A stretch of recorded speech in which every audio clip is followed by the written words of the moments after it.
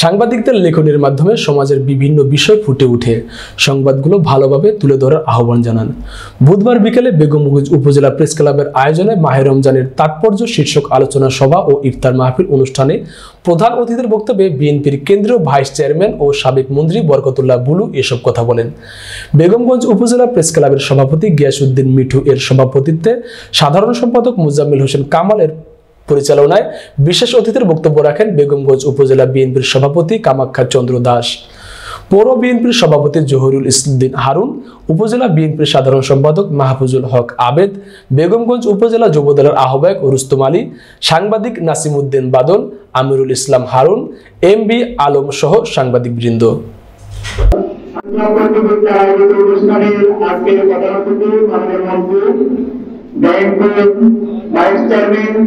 সাবেক ভাই উপস্থিত রয়েছেন, আমাদের সভাপতি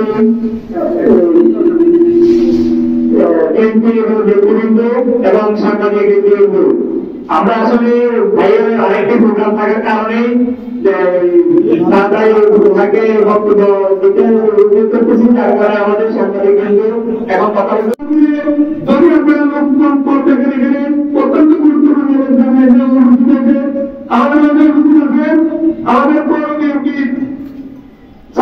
বিশেষ করে আমরা গর্ববোধ করি আমাদের সিনিয়র নেতা অর্জুন, যিনি এখন মধুসূদন করে এখন সিনিয়র এখানে আমি আর দেখছি না।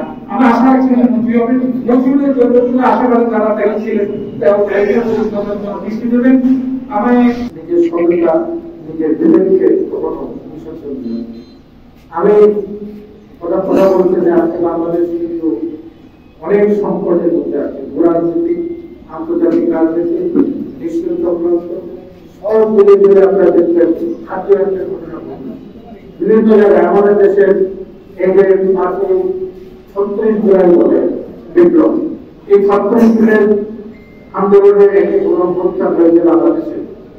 এই গণঅভ্যুত্থানটি সৃষ্টি করেছে তার 2017 বছর এদিকে নেতা মন্ত্রীরা অন্যান্য বাম রাজনৈতিক দলের আমাদের সাথে যারা একসাথে সহযোগিতা রাজনীতি করেছেন, এই রাস্তাকে আমরা তুলে আমাদের বিশালের নেতা কর্মী মৃত্যুবরণ করেছে, জনের নেতা কর্মী খুন করেছে, হাজার নেতা কর্মী খুব মৃত্যুবরণ করেছে, 65 লক্ষ নেতা কর্মীর বিরুদ্ধে আমাদের মামলা।